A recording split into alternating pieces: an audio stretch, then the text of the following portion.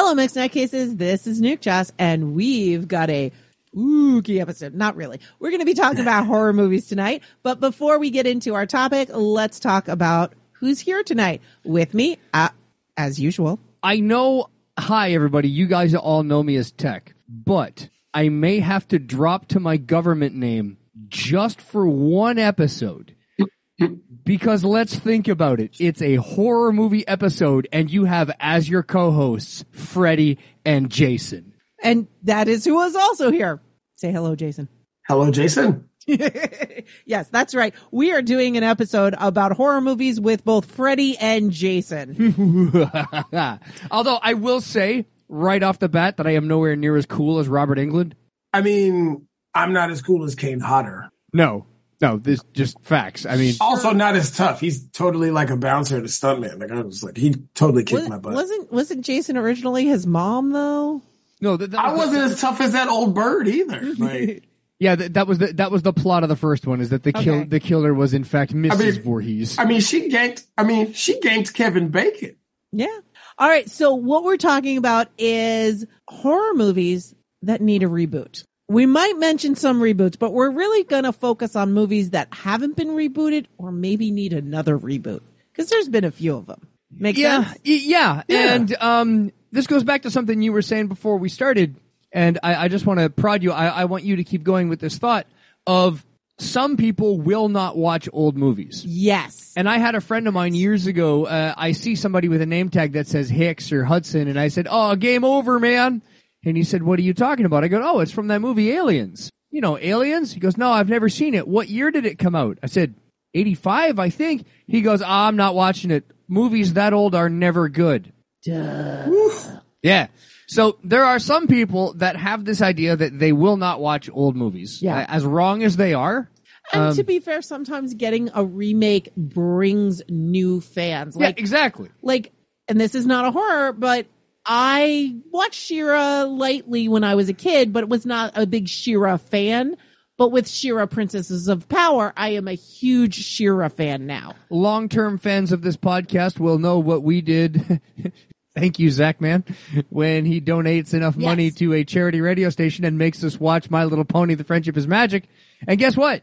I love that. We had to watch the second season. Yeah. But you know, we were not into My Little Pony, the original, and we definitely weren't going back to it. But, you know, there's also... but it was a good show. It was fun. Yeah. It was great. There's some really good movies that are black and white and very old that some people are, even knowing it's a classic, they're not going to watch it because film students and film buffs go back and watch those. Yeah. And along with that, while we talk about this, about movies that we want to see remade, I also want to talk at the end, let's talk about movies that shouldn't be remade. Yeah, we can say, like, there's some that are just too good, you don't need to change it. Too good, too bad, or too iconic, and just don't need to come back. And I've got a couple in mind, specifically because I want to get into fights with Jason. Because a really bad remake can ruin possibilities for movies. And again, I'm going to go to animation. Gem and the Holograms. I'm looking at you. Yeah, there was a lot of post-production reasons with that one, too. But there was a lot of pre-production reasons for that one, too. That's what I'm talking about. I mean, during production, excuse me. I mean, and I know a lot of people who are listening to this are going to be like, but what about the Ninja Turtles? Listen, I get it. The Ninja Turtles Mutant Mayhem movie is superb. It's excellent. It's wonderful. It's probably the best reimagining of the Ninja Turtles that has come out since the anime-inspired one that finished up just before this one came out. That show kind of slapped. Is that the one that looked like it was all hand-drawn? Yes, the one that was like amazing. Yeah, it was like claymation hand-drawn. Like it's fantastic. Yeah. Like it's fantastic. It's in the cartoon that came out after that goes along with it. It's called Tales of Mutant Mayhem or something like that. Also excellent. And you know, the fact that they hired actual teenagers to voice the turtles? Yeah. Facts. But here's the problem. That is literally your needle in the haystack. Like that is literally the diamond in the rough. Like, cause you can then go to almost any other reboot of an old franchise or old show or old movie or whatever, and just, if it's not the first one that's a clunker, the sequel's a clunker. I mean, just look at what they did to the modern day Halloween franchise. Those last two are atrocious. I haven't seen the last two, but I did like the first of the last three. The first one is excellent. It's to be fair, great reboot. Is that H2O? Terrible sequels. No. H2O, they kind of forget and they pretend it never happened. Listen. Oh wow! Did they just completely ignore it? Is that like because in H2O, H2O is kind of interesting. It wasn't awful. I'm going to say it wasn't awful. Is that the one with Busta Rhymes or is that the one with LL? I can't remember. I think that was Jamie Lee Curtis. Well, no. I meant like Williams. No, the one that the security guard that's like writing romance novels or whatever. That's the one with Will Smith. Yeah. I mean, LL Cool J. I was going to say Will Busta Smith. Rhymes, and Busta Rhymes is the one because he has a standoff with Michael Myers. Terrible. I think Busta could take him. Maybe he is a pretty big dude. Yeah. But I will say, but no, seriously, like these type of remakes and stuff are just terrible. I mean, look at how many times they've had to try to get it right with like Superman and the DC franchise. Like, yeah, it was LL. It was LL. You know what I'm saying? Like they just can't get it right.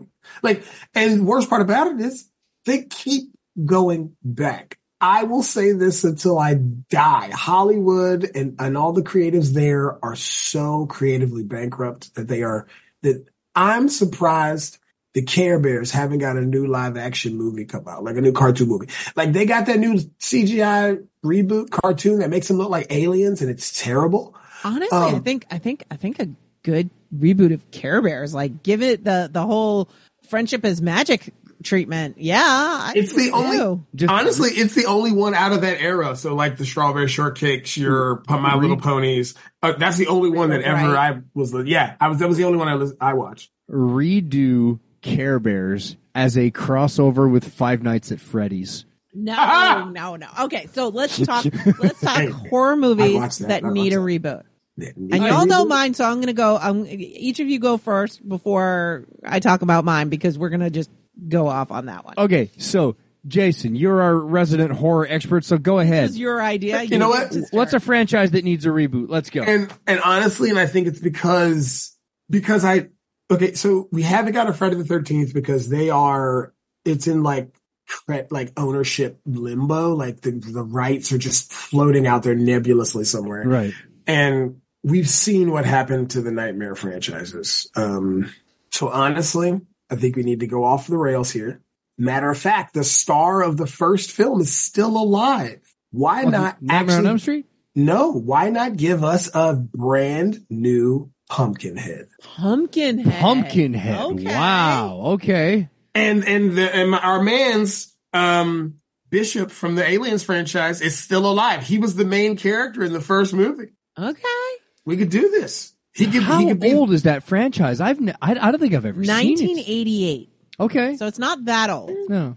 88 was an excellent horror year. If you go look at the horror movies and stuff that came out in 88, it is a solid year. By the way, Mayim Bialik was in it. Yeah. He's like just a Wallace Kid #1, but I mean, dang. But that was like Blossom time. I guess. Yeah. Listen. No, it's 88. Blossom was in the 90s. Yeah. So she was probably like what, maybe 7, 8 at the time. It might have even been before, was it Beaches? I think, yeah, Beaches. But honestly, she's not much older than me. So honestly, if it was 88, she's probably maybe 6 or 7 at the time. Because I was only 3, right? So I think she's between us in age. Yeah. No, she is older than I am. Is she? Really? Yes. So she must have been older in that movie then. Yeah, she's 48. Her birthday's in December. Oh. Yeah. So she was 14 in 88. Wow. I didn't know she was that much older. Wow, she aged wonderful. Yeah. And so did you, Nutty. Oh, thank you. But I will say, and I'm gonna speak for you guys because I'm pretty sure you guys will agree with me on this. Better host of Jeopardy than Ken Jennings. Absolutely. I hate Ken Jennings. Yeah, should have. I don't want to derail you, but can we talk about my man LeVar? Listen, we know he got railroaded. That black lawyer lady got railroaded. Like, yeah.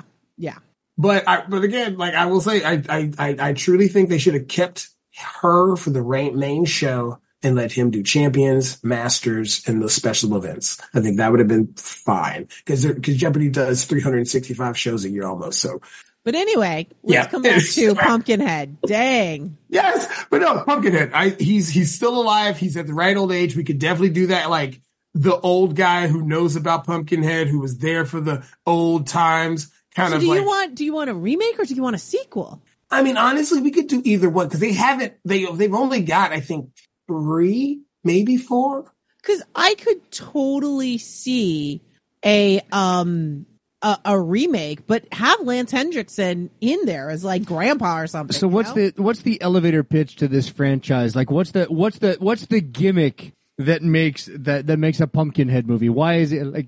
So he's a revenge thing. He's kind of a revenge thing. So like you kind of summon Pumpkinhead to go at people who wronged you, but it's like a double-edged sword thing.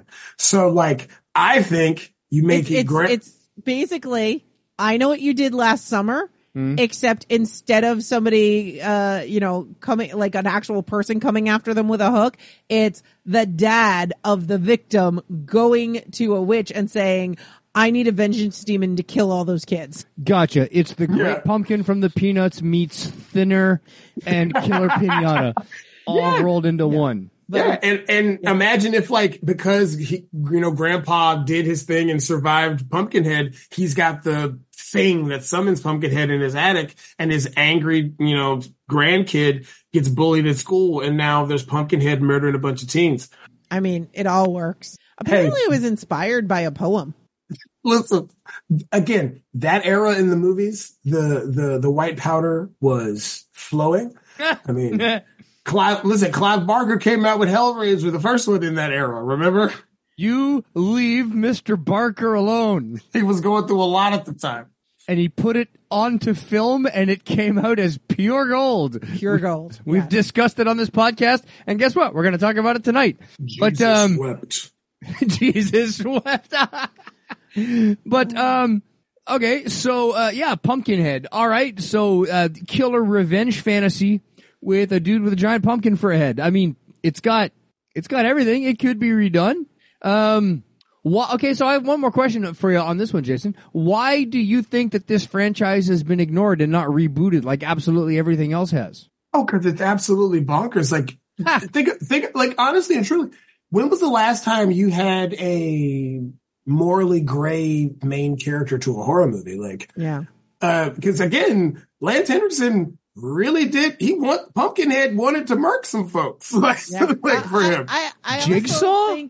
I also think that it's because one, it's a stupid name, and everybody's picturing the Great Pumpkin. And two, I think it's just because it's a summoned thing. It's not that the Pumpkinhead has its own agency, sort of a thing. And also, you can't have normal looking main characters, right? Like Lance Henriksen is an attractive dude, like, cause he's in Hollywood, he's attractive, but like, he's not like a Brad Pitt or a Richard Gere or whatever. Like, he's not that type of dude. Like, that doesn't happen anymore. Like, you don't get ugly or like non-societally attractive people in leads anymore. Like, it's, you know what I'm saying? You'll never get a, Danny DeVito, doing the Penguin or whatever. Like, you'll never get him starring alongside someone like Arnold Schwarzenegger again. Like, it'll never happen. Yeah, you're not gonna get the people going to the theater because it's like, oh, these guys all look creepy and weird. It's like, no, we want something hot. Give us Jared Padalecki. Thank you for that and freaking Jason movies. Listen, the CW literally had, like, their footprint is on so much now. But it's exactly that though. It's they want, they want everybody to be hot. They want it to be whatever. Yeah. But I think that this could be done really well. I think it would be awesome. And can we get some more practical effects, please? I'll take a person in a costume. Alien does it. Oh yeah. It's fantastic. Alien Romulus. Yeah. proved that works. Yeah. Go get you 2 ex-basketball players, put them in an alien suit, and let's get this thing cracking. Yeah. Go find an 8-foot Czech man who's not doing much today, throw him in a xenomorph suit, and you're done. You're good. Yeah. Oh man. So yeah, I think it would be, get a good director, get a whole, it's creepier what you don't see sort of a thing. And I think that this could be really something that people would be interested in. I mean, we haven't had Vengeance where you understood somebody's vengeance in a while. Like Vengeance has been the villain, but rather having somebody get behind the whole, you know what? I get it. Somebody ran your kid over. You're hurting. I get that. Excuse me. What was the movie that we just watched a little while ago about the, it was a murder mystery thing, or it was a murdering thing about like a time traveling teenager that goes back to like the 80s and tries to understand what was trying to like stop her parents. Yeah. That was the, oh shoot. Where her mom was in the center of like this serial killer. Yeah, her mom, killing everybody. Her mom was the final girl. Yeah. Or something, and she has to go back in time. Oh, what was that called? Oh, are you talking about the horror movie called Final Girls, where her mom dies in the car wreck and she ends up going inside of the movie her mom was in? Not that one, but that one's awesome. No, this was like on Netflix, and it was. Huh. And it has all the it was a photo Melrose Place people in it. Yeah, it was a photo booth that they used as a time machine, and she goes back to the time that her parents are in high school. Yo, I swear to God, that's an Are You Afraid of the Dark episode. Bro,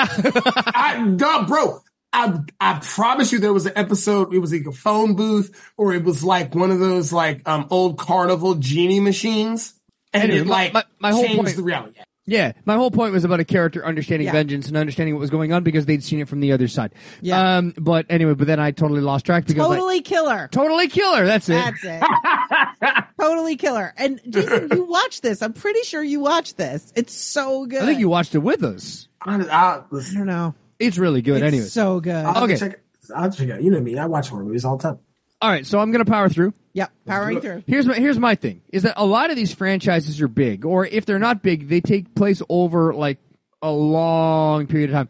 I don't know how many Nightmare movies there are, how many Jason movies or Saw movies or oh my God, I can't even remember what the franchise is called. The one with the Scream ghost. Scream. There you go. Scream. There's 8 of those, I think? Anyway, there's a bunch of them. There's a lot of them. So when you say, I want to reboot the franchise, it's like, well, that's the problem. You got so much to pick from, right? Like in all these franchises, you can point to, the Jason movies or the Freddy movies or the Saw movies. Like some of them are really, really good. Some of them are garbage. Yeah. And then some of them are really good garbage. Yeah. And then other ones aren't worth the film they're printed on. So it's how do you you say, you want to reboot a franchise? No, how come nobody ever looks at, I want to reboot one specific film from a franchise because it was a lot of fun.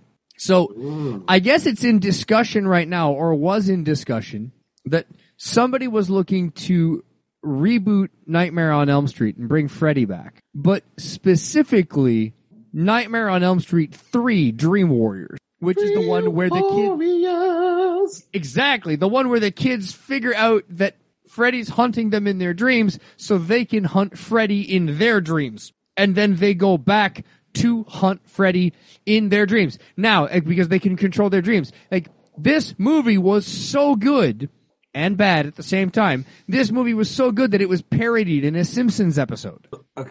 Is that all it takes to be counted as good? No, I'm just saying that as a trope, it's that good. So they wanted to bring the movie back. They started working on it, and they went to Robert Englund, the actor that's played Freddy in all the other movies, and they said, do you want to come back? And he's like, guys, I'm 77 and I'm tired. No. I was saying to Tech the other night, I was like, I want to see him in like an old age home, and it's the kid, like, just as like a cameo or whatever, but like the kids are all in their like 50s and 60s now, and one of them or someone is now going to them to finish up Freddy's job, or that he's going and has become the new Freddy, or something like that. So you either bring back Dream Warriors, or they knock the school down, the elementary school on Elm Street from the first movie. They knock it down and they make some like assisted living village for people in their 60s. And it's all the survivors from all the movies living in this like thing. And then like do the 55 plus community. Yeah. And then do like a Dream Warriors thing again, but with geriatric people running away from geriatric Freddy. I got a movie for you guys, and I can't remember if I had you guys watch it or not. You talking about geriatrics and horror situations? If you say Cocoon, I've already seen it. No. It's one of me and Jen's favorite zombie movies. It's called Cockneys versus Zombies. Okay, I'm in already. And it's a British zombie film where a kid, where the zombie apocalypse breaks out, and a guy is trying to get to his grandfather who is in an assisted living home. And again, zombie apocalypse, old people in walkers. Like, it's one of the, and they're like feisty, like Cockney British grandparents. So he's like talking all this Cockney slang and like just like saying all kind of ridiculous Britishisms. It's pretty great. Like, it's super fun. It's not scary at all. I would show it to kids. It's like, I'm sorry, Jason, my audio cut out there. What'd you say the movie's called? Cockneys versus Zombies. Okay. Yeah, it's pretty great. Like, it's pretty great. My I'm sold on it just from the title. When we do our next movie night, we'll do Cockneys versus Zombies, because it's streaming on a couple places, and I think I own it now. Okay, Nutty, what's your first movie? What do you want to talk about? All right, so I think the beauty of a good remake is being able to fix some stuff. So, like, there's a lot of horror movies that maybe things got dated and we can fix it. Or maybe there were things that were giving issues. Like, for instance, not a horror movie, but I just found out. Yeah, do you know why Clerks is in black and white? Because that's all he could afford? Yeah, he couldn't afford color. Yeah, he could afford color. The problem was he couldn't afford a lighting set. And he couldn't afford proper lighting. And the fluorescent lights were making everybody look green. So they just shot it in black and white so that they didn't have to fix the color. And then people are like, oh, it's such a stylistic choice. He shot it in black and white because it resembles the security cameras and the CCTV. He's like, yeah, that's totally why I did it. $15, little man. Yeah. But anyway, so like there's a lot of things like that where the production values were lower, or they just had to do things because they didn't have the budget or they didn't have the technology.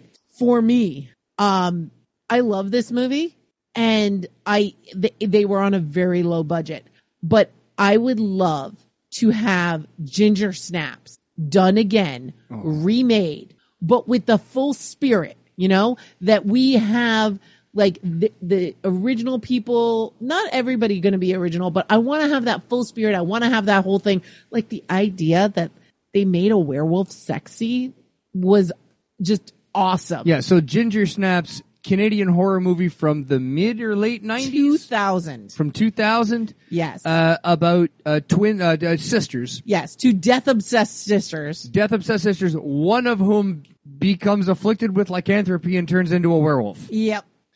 And it is, they made a werewolf sexy. It's such a good movie. It is a very, very good movie. I think I've watched, there's how many? 3? I've only watched the first one. I think I've watched the first 2. Yeah. Because I like the first one so much. But I know Ginger Snaps Back is one of the other ones, but I haven't.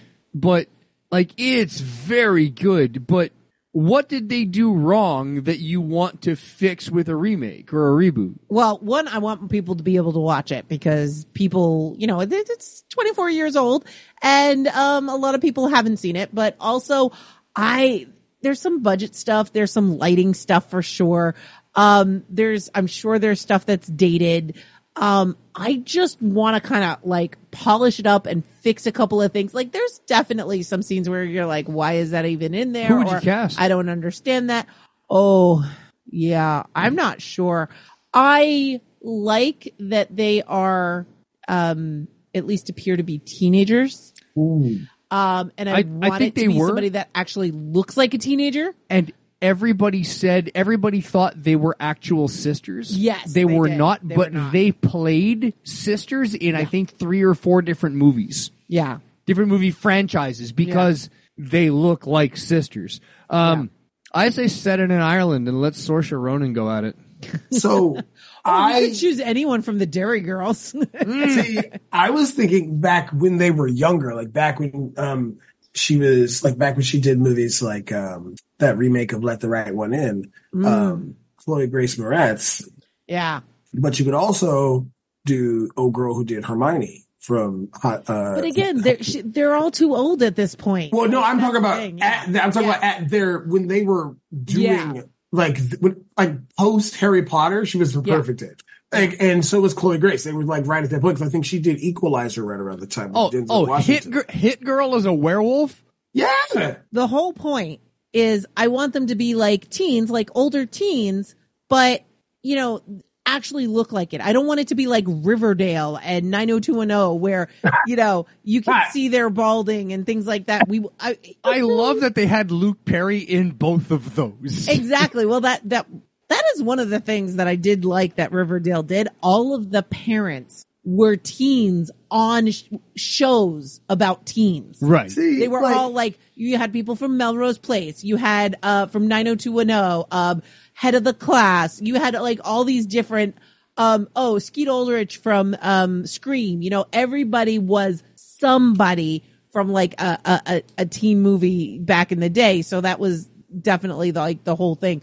But I mean, I'm looking up things and okay, so like Joey King is showing up, I'm just looking up young actresses, but even she's too old. I want them to, I don't know who they are. So probably cast somebody unknown. And honestly, then the adults can be those big names. Honestly, if they did it today, and I know this is going to sound crazy, but it's probably one of the girls is going to be Zoe.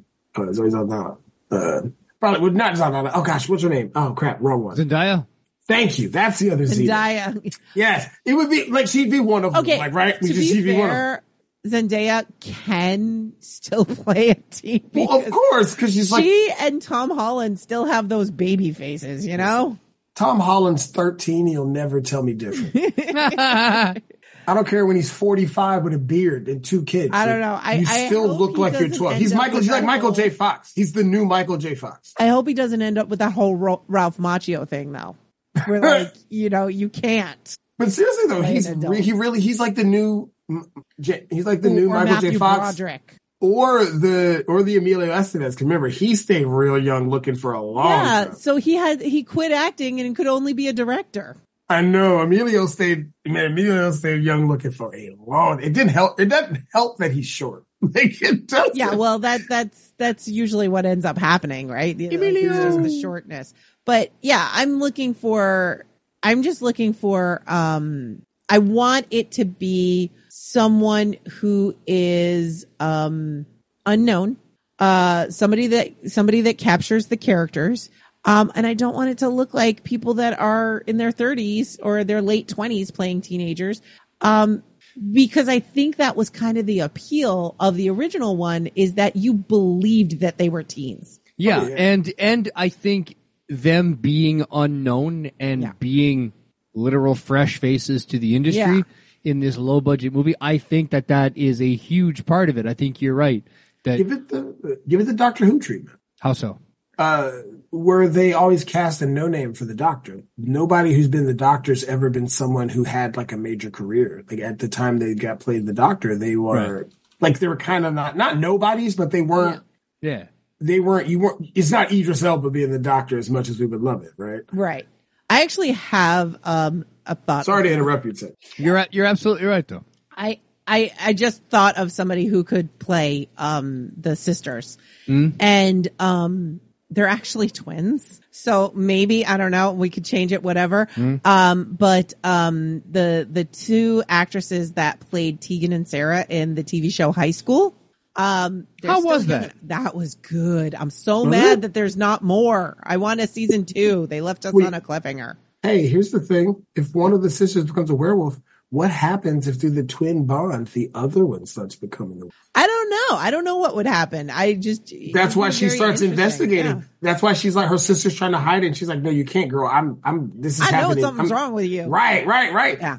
But it's Rayleigh and Cezanne, or is it Susan? I don't know. Their names are spelled weird. Gilliland. They were really, really good. You could also, with all kinds of camera trickery and practical effects, have a lot of fun with it if your sister's was the same actress and you did some like some Parent Trap style camera work, so it's the same person doing both roles, just like they did with Tom Hardy in the movie about the British gangsters there. Yeah. They did it with the Acolyte. They did it with the Acolyte. Yeah. Right. Yeah. That was really well But done. be careful. Be careful. If you do that, Tech, they'll say you're going woke, buddy. Whatever. Yeah.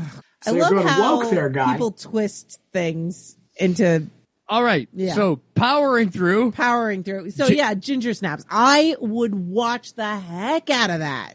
And I think it would be awesome. So Jason, what's your next movie? Honestly, for me, like I was sitting here looking through this and I don't see enough pointless movies in theaters anymore.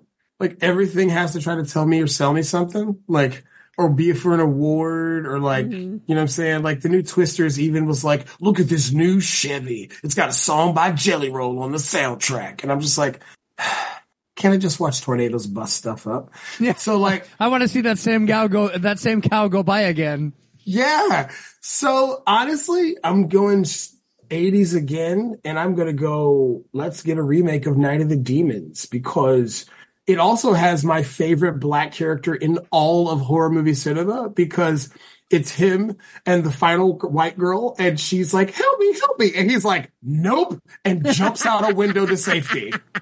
And he survives the movie. He literally jumps out a window to safety. Okay, I have never seen this movie, so I don't know this one, but I'm just reading the description. Teenagers party at an abandoned funeral parlor on Halloween night. White powder. White powder. Yeah, why? While attempting a seance, they accidentally released a demon locked in the crematorium that begins to possess them one by one. Wait, really? They did a seance also? Bro, Yeah, the hair metal is flying. The white powder's in the air. That movie is excellent. Okay, so what was Roger even doing there? Like, he should have been like, nope, way earlier. Listen, it's one of my favorite. Listen, I had never seen the movie before. I was watching the movie, and when the scene happened, I was like, oh man, you need to get out of there, bro. And he's just like, just out the window. And I said, Jason is clapping. I was just a slow clap, just bravo. I also really liked that bit in the new Candyman where she does exactly that. Yeah. She goes, nope.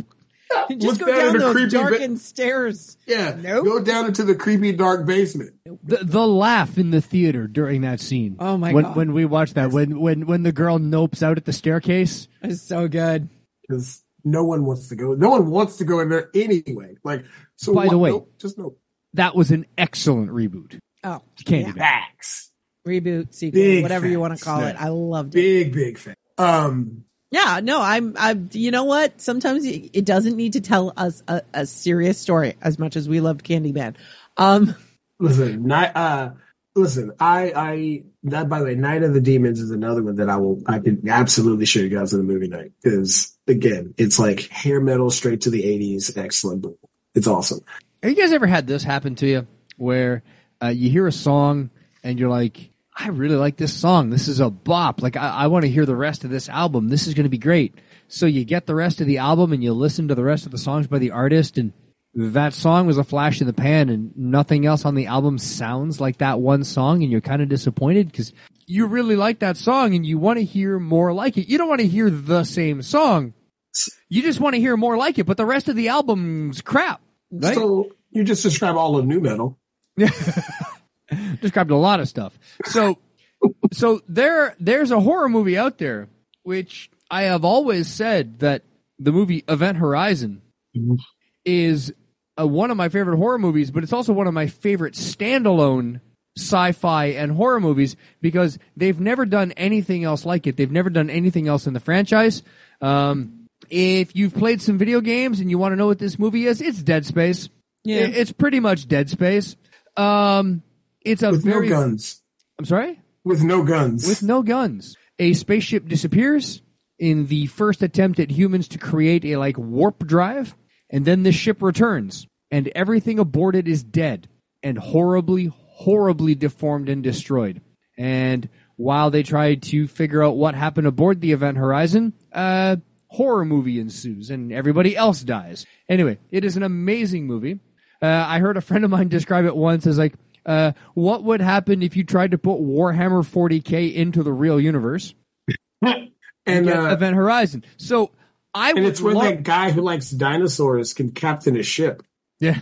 I really like this movie, and it's one of these things. I want to hear more of this song. I really like this song. I want to hear more songs like it. I want a reboot or a remake or a reimagining or a sequel just because I like this universe. I like this story. It was a lot of fun. I want to play in it again, and I want to play in it some more. Yeah. No, that's 100% fair. Have you seen Sphere?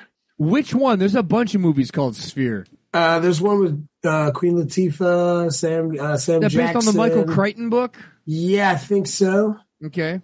It's the PG-13 version of this. I think it's all right. It's got a shower scene with Sam Jackson in it. But no, man, I think you're absolutely right. I think Event Horizon is dope. And it's got Lawrence Fishburne and Sam Neill in it. Yeah. Yeah. Morpheus versus that dude who had the raptor claw. I'd watch that. Morpheus knows Kung Fu. That dude will cut you, though. So, and they're in space. So do it floating. I don't know. Do it through a tornado of acid. Let's go.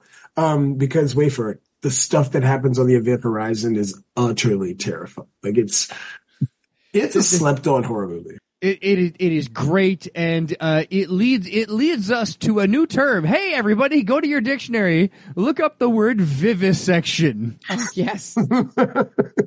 People get vivisected. Yeah. But you know what, though? You know what I think that movie was missing that a reboot would definitely fix? Not enough people fused into the hull of that ship. Yeah. Yeah. You know what? In a remake, can the Event Horizon, instead of being like a test ship with just a couple people on it, make it an arc ship that's got, millions of people on it going to a new planet? And then they come back and it's millions of people fused into bulkheads and vivisected over tables and just utterly destroyed because, well, spoilers, the warp drive opens a portal to hell. Your story about that flash in the pan, the one song that's good on an album? Yeah. I'm looking at what the director has also directed. What a great son. What else has he directed? All the Resident Evil movies and the Death Race movies. Wow. Yeah. Woo! He did Alien versus Predator. That's a good one. Okay. Yeah, I'll give him that one. Yeah. Well, he wrote it. Okay. These are what he wrote. Okay. Hang on. Where's the directing? Hey, we can complain about the Resident Evil movies all we want. They were successful enough. They got sequels and they got paid. Man, listen, somebody got a new bathroom for that. A lot of bathrooms. Listen. Their kids got bathrooms. Yeah, listen. He wrote and directed the Resident Evil movies. Wait, was this the director? Paul Anderson. Paul W. This Paul W.S. Anderson? Yeah. Wow. Okay. No. Nutty. He also did Mortal Kombat. Yes, he did. Wow. Mortal Kombat! One of the greatest bad movies of all time. And apparently his first movie was an ultra-violent movie called Shopping that starred Jude Law, and I feel like we have to go and watch this. Listen. Yeah. You've run out of options. No school, no job. Steal a car, smash a shop with a heavy car, and reap the proceeds. This movie is about underground England, the causes, the benefits, and the result of life, crash and carry. A life of crash and carry. I mean, it just looks, we gotta watch this sometime. And this is about driving cars into businesses. What in the world? Okay, so it's Jude Law. Okay. Sean Pertwee, Alfred from Gotham. Yeah. Sean Bean. I bet he dies in the first act. Yeah, Probably. he dies in the first time they run Jonathan into a building. Price. I mean, Jason Isaacs. By the way, how many horror movies has Jason Isaacs been in? Because he keeps popping up on these cast lists. But like, yeah, we got to watch this. I don't think it's a horror movie, but it seems like a movie we need to watch now. Oh, so man, this, you know what? It makes sense. Although I will say this, I think Paul W.S. Anderson needs to take another swing into the horror genre. I think he did well with Event Horizon. I like Event Horizon a lot. Let's bring it back. Let's do it again. Make it even more violent. It's Lawrence Fishburne in a horror movie. I mean, it's just on that alone, and then, you know, all the other stuff. It's a great movie, and I love this song, and I want to hear more of it. I want to play in this universe again. No, I think you're 100% right.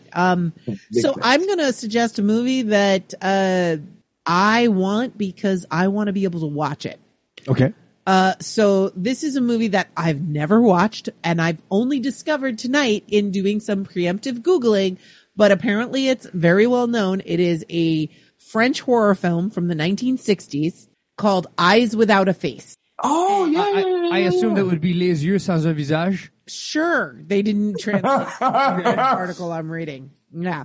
After suffering a near fatal accident caused by her father, Christine is left disfigured. Her father, who's a doctor, goes on a bender to restore her face, leading him to abduct multiple women to use their faces as substitution for her former face. It's an eerie story more than anything, a woeful tale of one father's attempts to make amends, but ultimately driven to insanity by his own thirst for power and his God complex. Okay, I know this is from the 60s, but why did Hitchcock not do this? I know! This sounds like such a Hitchcock. Such a Hitchcock film. Because the vulgarity. Also, good evening. Why did Stephen King not write this? Like, this is like because King and Hitchcock, you know? Because it was a real dude, not a demon. Like if that dude was possessed by a demon, or people thought he was possessed by a demon, and then the town goes crazy and like lynches that guy and finds out he was just a serial killer. It's Dr. Jekyll and Mr. Hyde meet Frankenstein. Well, you know what? If you want to redo Freddy Krueger, how about this? This guy's a serial killer who's cutting women's faces off and sewing it to his daughter's face. They find out. The town vigilante justices kills this dude. The daughter's been driven insane from the pain. She uses some sort of weird spell, something like what's that dude in Chucky did, some weird Shambhala stuff. And then she calls her dad back, and boom, he's killing people in their nightmares. Freddy's doing it again.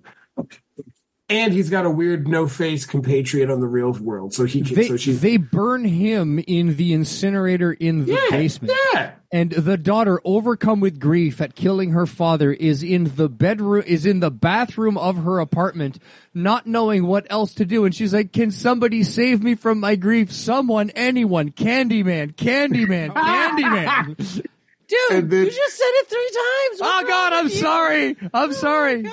I mean, at least I didn't say Baba Yaga. Stop it. I mean, but honestly though, if this is the last episode y'all hear, or you never hear this episode, you know why. Jeez. I was eaten by bees thanks to my husband. But I mean, if you did say that and a Tony Todd popped out of your mirror, are you losing though? Yes, because he's dead. I mean, Tony Todd is Tony alive, Todd in a though. fur coat. Yeah, it's Tony Todd in a very nice pimp coat. And a mouthful of bees. I'm like, okay, which one would you rather see? Now that we brought up Candyman, would you rather see Candyman with Klingon ridges a la Kern, or would you like to watch an episode of Next Gen with Kern's son of Moog just inexplicably wearing a brown fur coat? A very pimp. The second. Yeah, absolutely, 100%. I would love it if it became. I would love in the universe of Star Trek if like it became a cultural thing that Klingons thought fur coats were like signs of like great war power. So like they do wear a lot of fur, right? So like they see rich people wearing like minks and stuff, and they're like, you've slaughtered many beasts for that fine. They must have been worthy foes. All right. Last movies, Jason. What's your last movie? You know what, Nutty? I think I will go to a foreign movie like you. So, there is one called, I want to say it's just called Demons. It is an Italian movie where basically demons come out of a horror movie and start possessing people they come out of a horror movie in a movie theater and possess people, and like crazy shenanigans ensues and basically triggers the apocalypse, and the movie ends like where there are survivors of this riding off into a world full of these demons. Okay. Like, and it's a crazy Italian film. So crazy that one of the characters who dies in the first movie comes back as a character in the second movie only to die again. These demons are insane looking though. Yeah. They are absolutely insane looking. Oh yeah. Listen, this is what happens when you're doing late night grad schoolwork and you have a Shudder subscription. There you go. There you go. I mean, these are just wild. Oh my goodness. Wait, I just saw the music from the. Oh yeah. Oh, it's raucous good. So the original music from Rick Springfield, Motley Crue, Scorpions, Wow. Go West, The Adventures, Billy Idol, Accept, and Saxon. Like, I can't even, like, I The would say, soundtrack be killer. I know. Like 70% of those bands, I have tons of their music. I have an Accept vinyl framed and signed, okay? Really? Yeah. Listen. I know. Listeners, I know I recommend a lot of hot, steaming garbage. But Night of the Demons and Demons are two of the gems that I have found in the deep, deep trolling of the bowels of horrordom. And they are worth every minute. These movies are excellent. I think they need reboots. I think they need more love as in their original versions. And plus, honestly, guys, like, they're just stupid movies. Like, there's zombie demons coming out of a movie picture to possess a pimp and his ladies in the middle of a theater. Come on, guys. Like, it's just a stupid movie. And I think we need more stupid movies. Oh, that's not it. Hang on. And I think you're right, Jason. This goes back to why I picked, Nightmare 3 Dream Warriors. Warriors. It's sometimes I just want to go to a movie theater, crunch popcorn, get scared a little bit, and just laugh at all the stupid jokes. Like, I think that's the one where Freddy comes popping out of a waterbed with his finger razors first. He's in a dude's dream, right? And he comes running out of a waterbed, splashes water everywhere, and goes, "How's that for a wet dream?" Oh, that's funny. Isn't the Dream Warriors also the one where he kills the kid in the fake Nintendo? I don't remember. It's been such a long time. But I think that's the one where that chick pulls the knife on the other chick. I think she has like a switchblade. And I think that's like she's one of the characters who gets killed, but like, I think her name is Switchblade or something like that. Like, it's like the movie is so 80s that like the characters are like stereotypes. Like, there's the punk chick and like, it's wild. Like, Dream Warriors is so fun. So for demons, everybody just look at Messenger for a minute. Like, that one face there, like, that is wild. Why does he look like my brother-in-law? Which brother-in-law? I don't know. There's something about the shape of his face. He's reminding me of my sister's ex-husband. Oh, because he's a skinny white guy? I don't know. Probably. Sorry, buddy. Sorry, buddy. Anyway. So tech. Yeah. Okay. So yeah, Jason. So, you brought up a really, really good point, right?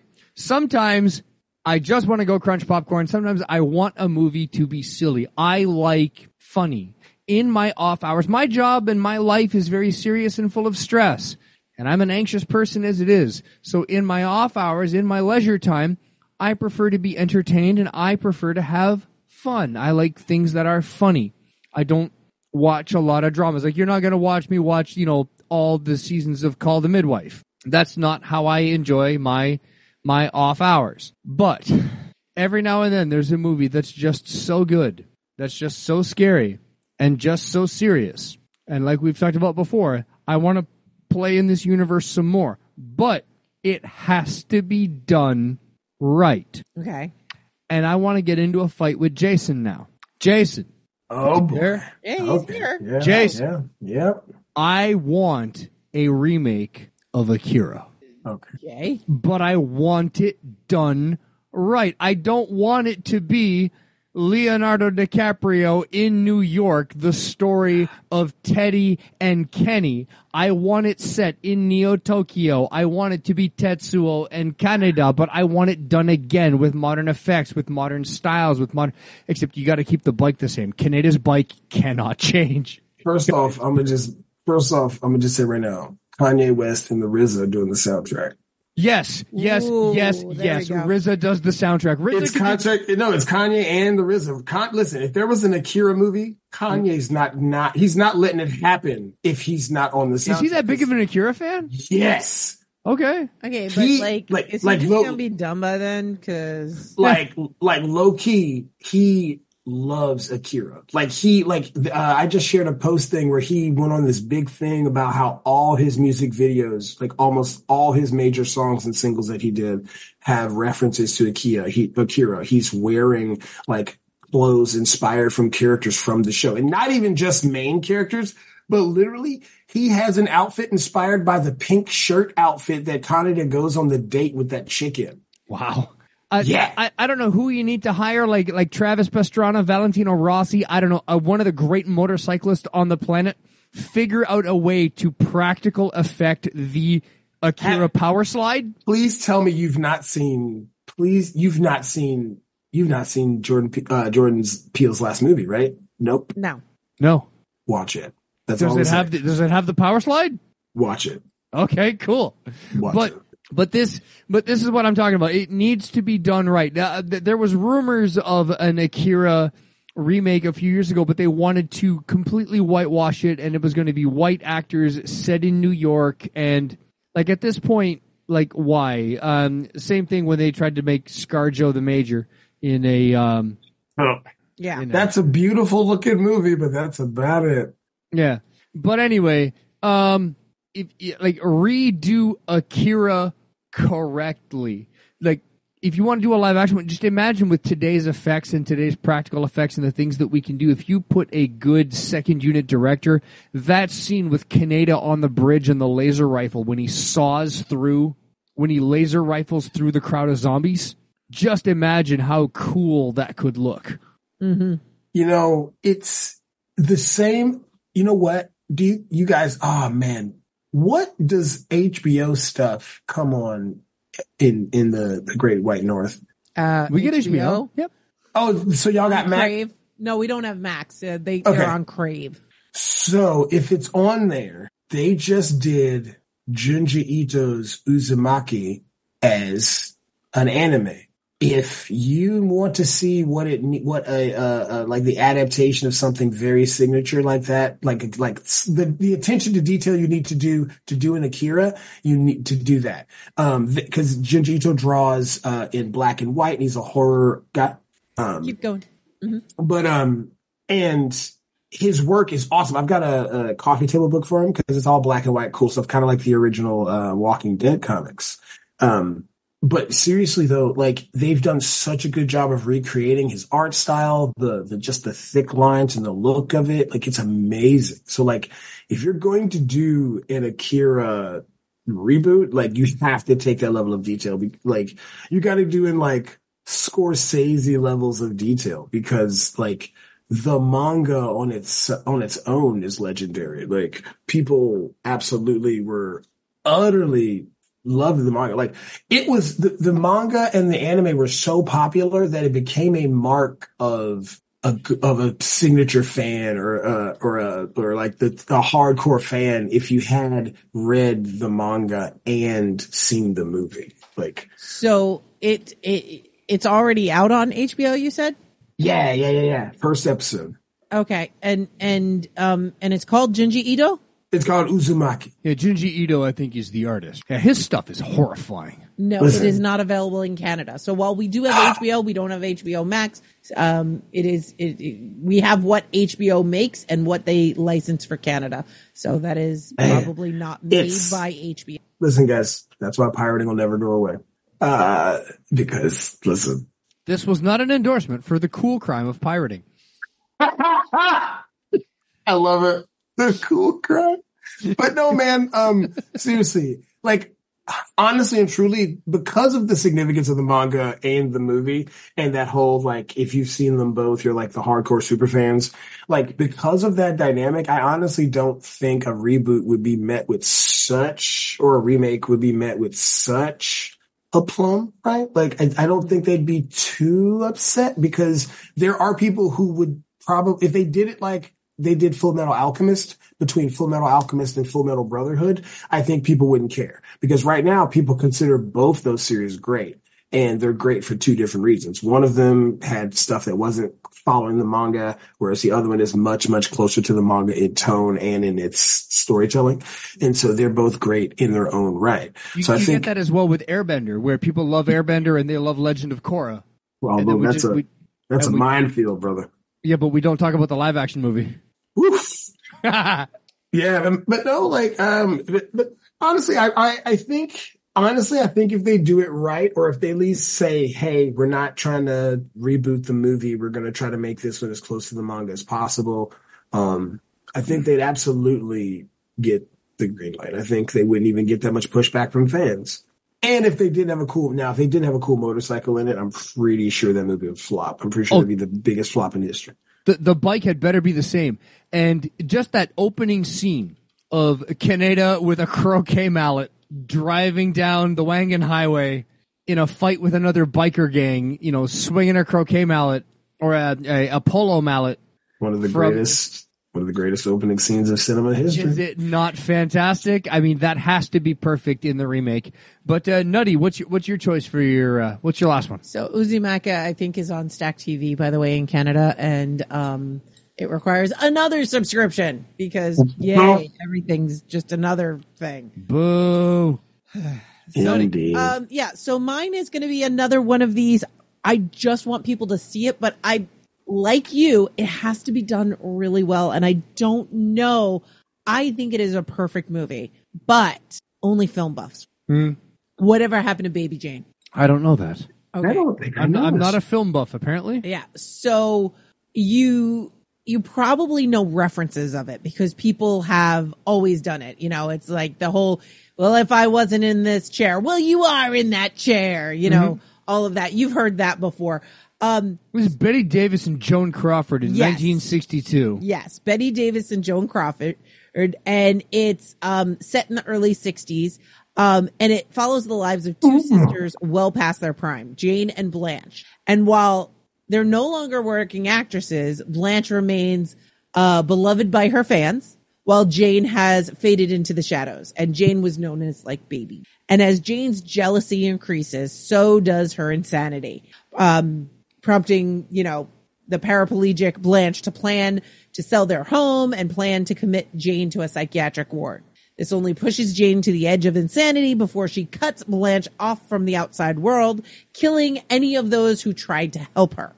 On her dying breaths, Blanche finally reveals the truth behind her accident to Jane, and it's a heartbreaking film about sibling rivalry and jealousy, and it's just amazing. So you need to have really good actors. And unfortunately, like one of the ones that I would have loved to cast in this, just passed away. So that's not happening. But if we So how do you know this movie? I watched it.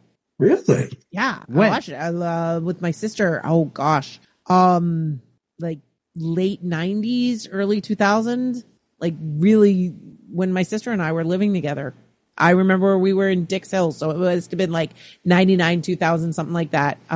Is this the when you lived above one of the former fat boys? Below, thank you very much. Sorry. He lived above me. That's how I knew. I was like, what is up with this guy? Honestly, Nutty, like I've gotten into sifting through criterions, and this smells like a criterion to me. This smells like it would be a delightful pickup, and I may do that because I've never heard of this movie. I've never heard of this movie. You need to watch it. It is amazing. 91% on Rotten Tomatoes. Okay, so if the movie's that good, yeah. I mean, come on. It's got Betty Davis and Joan Crawford just working off of each other. It won an Academy Award for Best Costume Design for black and white movies in 1962. Why do we need to do it again? Because neither of you have ever watched it. That's fair. Yeah. Honestly, That's You got why, me. because neither of you have watched it. To quote Mr. Ron Tater Salad White, you got me. You caught the tater. Like I just, You know who I want to see in this? Mm. Anne Hathaway. Okay. Is she old enough? She's almost as old as me.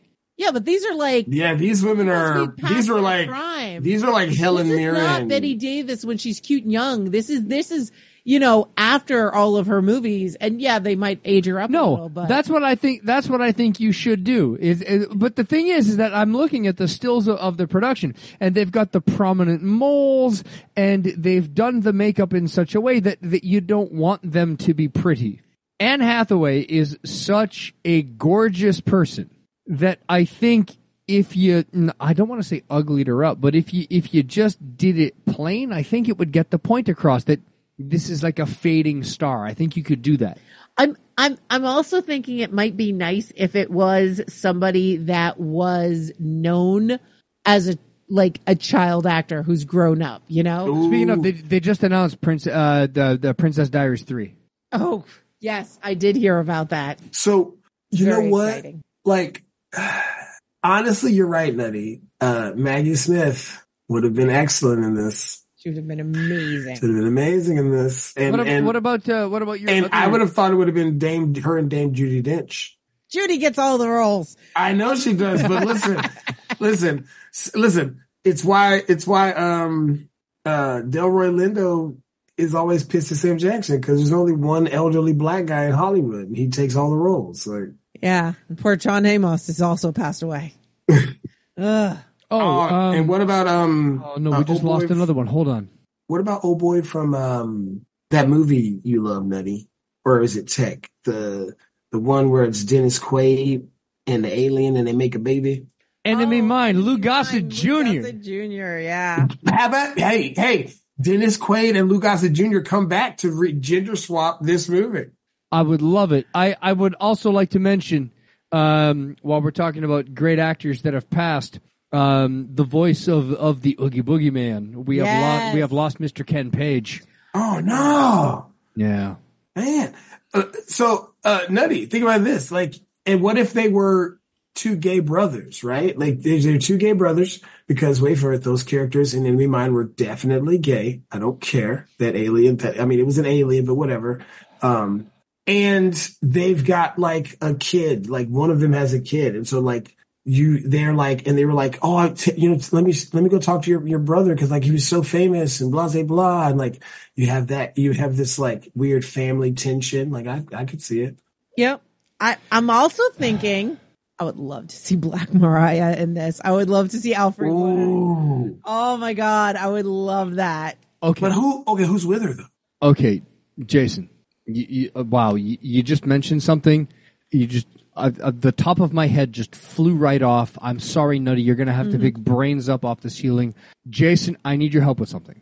Okay. So whatever happened to Baby Jane, the story of two sisters that have aged out of their Hollywood careers, dealing with all the horror and trauma that goes through child actors and goes through the trauma that what they've been through. Okay.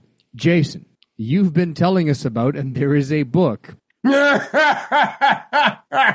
called True Vine, which is the story of what happens about child actors and what happens when they grow up and they're dealing with all the horrible trauma that they go through. Because not only this, but they also go through a whole bunch of extra racist and extra crap because they happen to be black albinos and twins, and they happen to be your kin. So, Jason, what would True Vine, the horror movie, be like? God.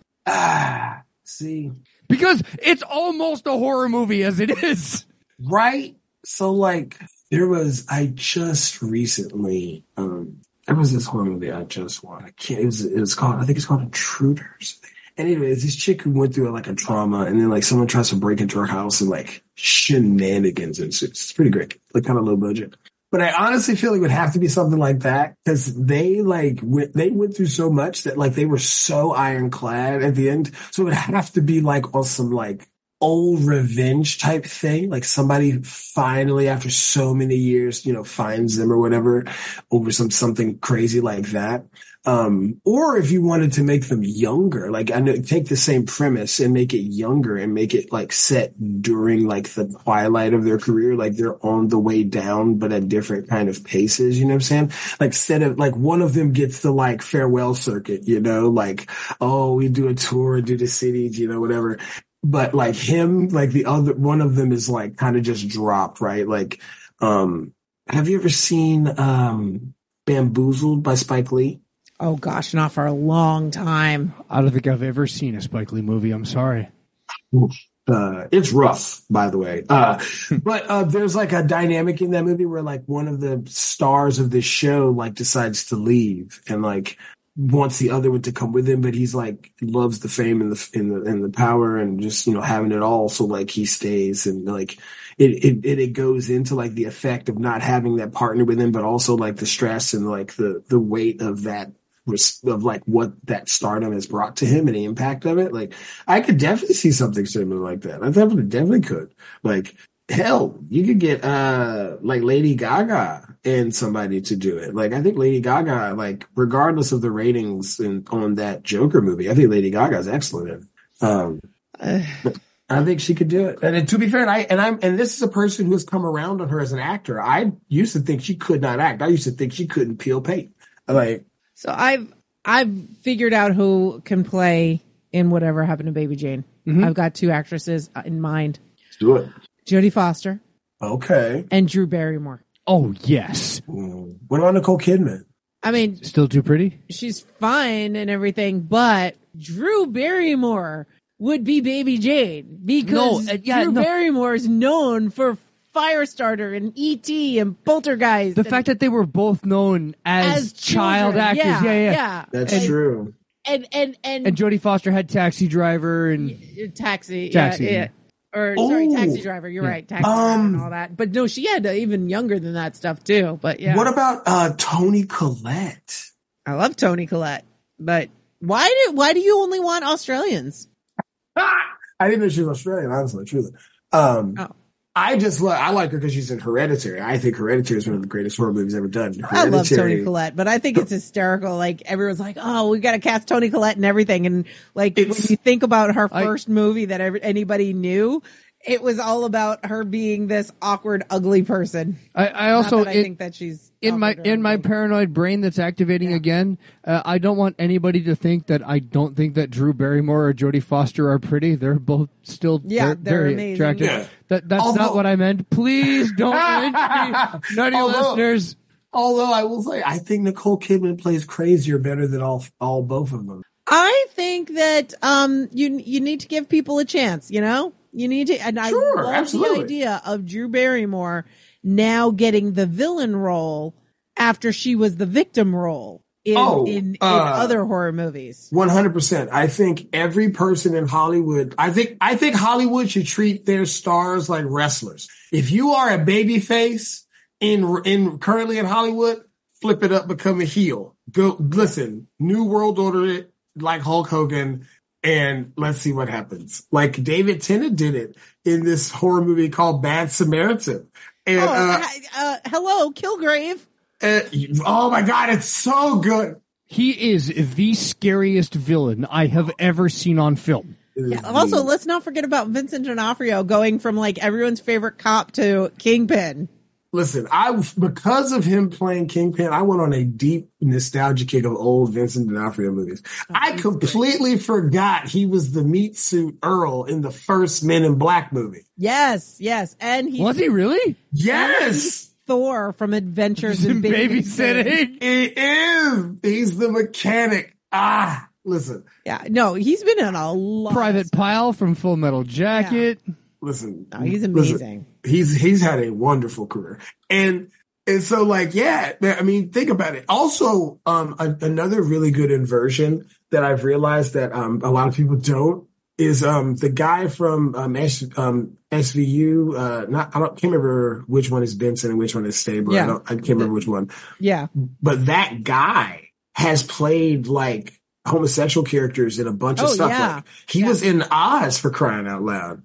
as a homosexual character, and I don't think he is gay. Like, so, and he's done fantastic in those roles. Like, he does come from the era where they would only cast straight men to play gay men, which is again wild. Apparently Vincent D'Onofrio played Orson Welles in Ed Wood, which I saw that movie and I didn't realize that was him. That's awesome.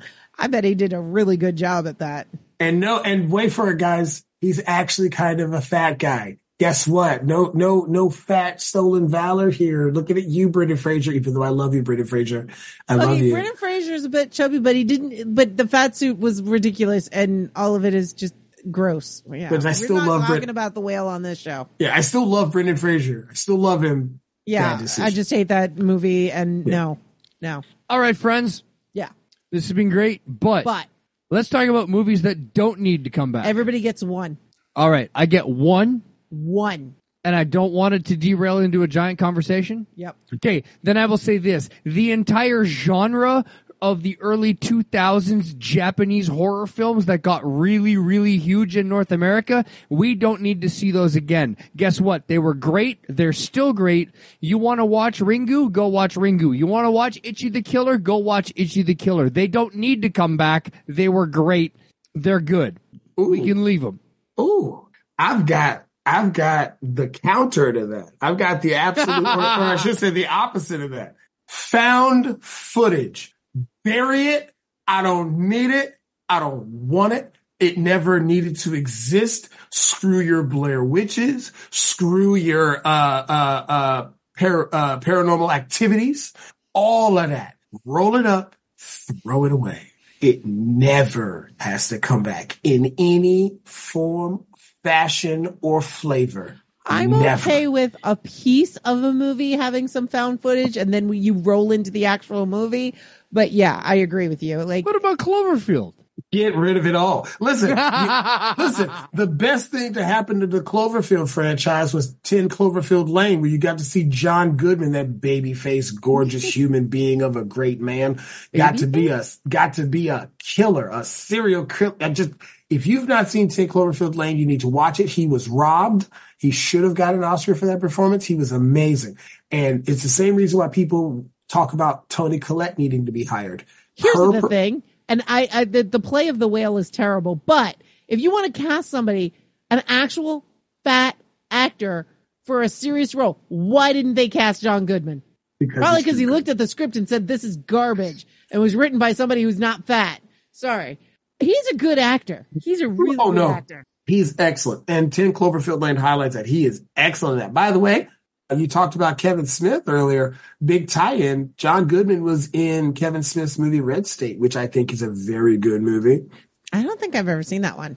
It's a horror movie. All right. There's a bunch of Kevin Smith stuff. I still haven't seen the third Clerks. You'll be all right.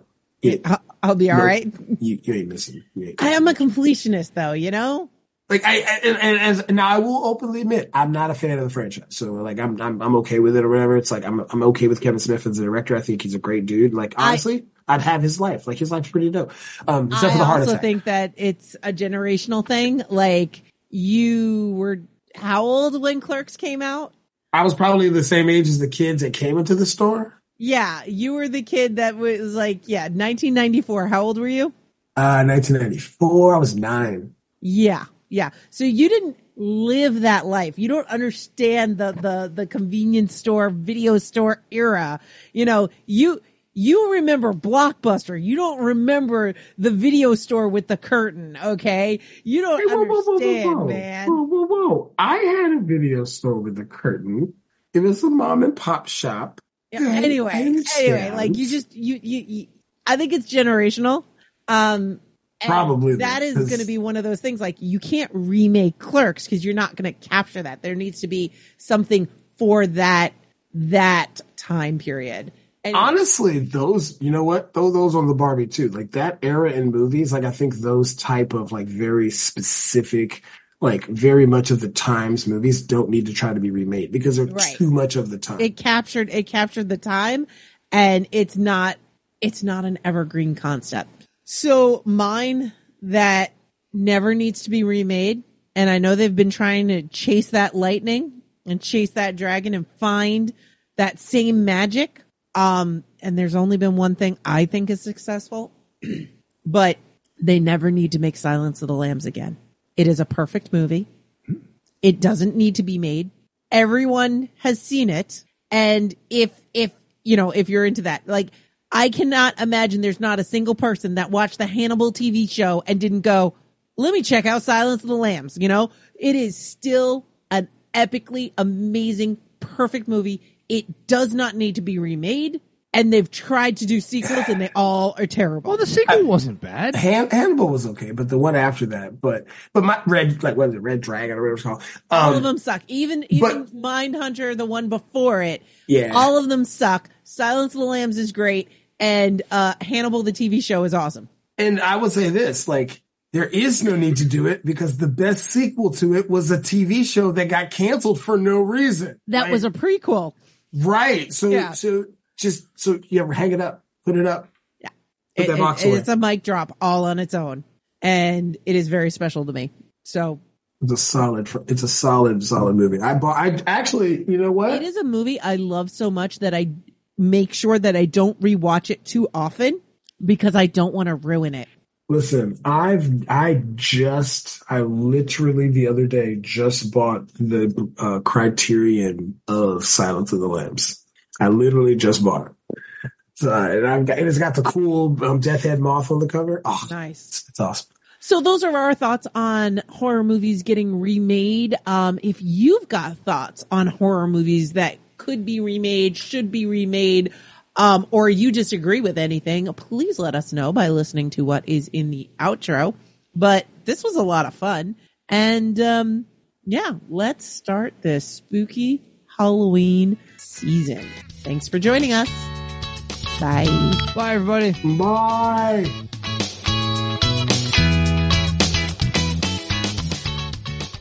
And we want to thank our patrons, without whom we wouldn't be putting out 2 episodes a month and might have pod faded by now. Just not that I ever would have intended to pod fade.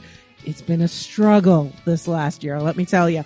But we're back on track. So thank you so much to our top tier, our big daddies, if you may. And actually, I've renamed that tier to the Big Daddy / Big Mama tier. Right now, we only have daddies. I am good for all big parents to join. Hey, if somebody wants to step up and be a big mama, I know. Right? I'm more than willing to accept it. Thank you, future big mamas. Thank you. Yeah, listen. I like a Rhea Ripley. I'm willing to call somebody mommy. Let's go. All right. So thank you so much to our top biggest daddy, Jax. Thanks, Jax. And then to Jason and Rich the TT. Hi, Jason. Ooh. Thanks, Rich. And then to our patrons of the arts, we've got Hugh. Mark Cabot, you are back. Welcome back. Welcome back, Mark.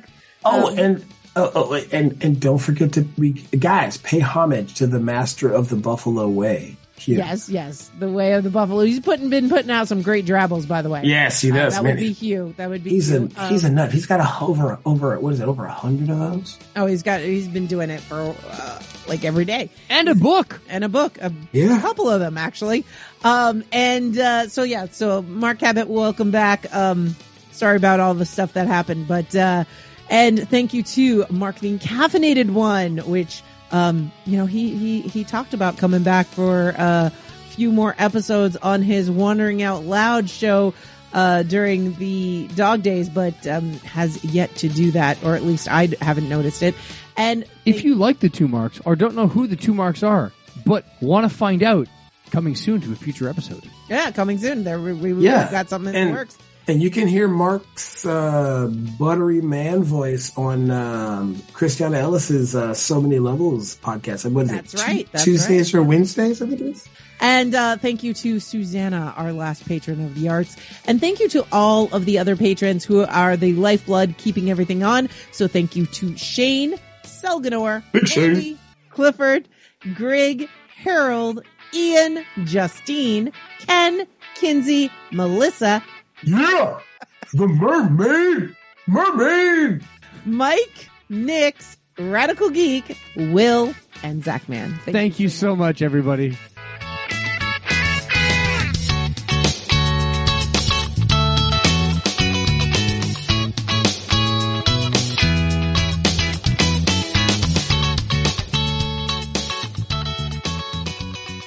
Nutty Bites is produced by Nimlas Studios under a Creative Commons Attribution No Commercial Non-Derivatives 3.0 International License. That means you can't change it without my permission. You can share it and send it to your friends. Just link back to me, my site, and everything. We live at nimlas.org, which has links to everything social media, including facebook.com/group/nuttybites and patreon.com/nukejoss, or call 347-NUTTY42.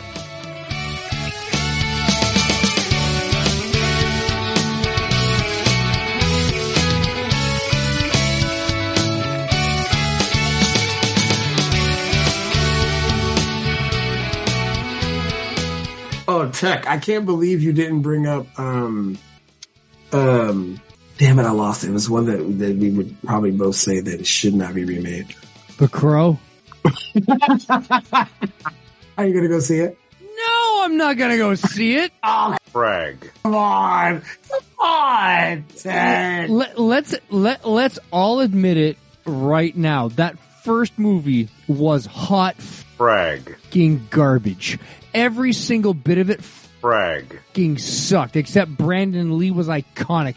But the whole thing, his Brag. fucking girlfriend, or the Brag. fucking the devil, the bad guy, then his girlfriend, the weirdo, is, I like the pretty lights.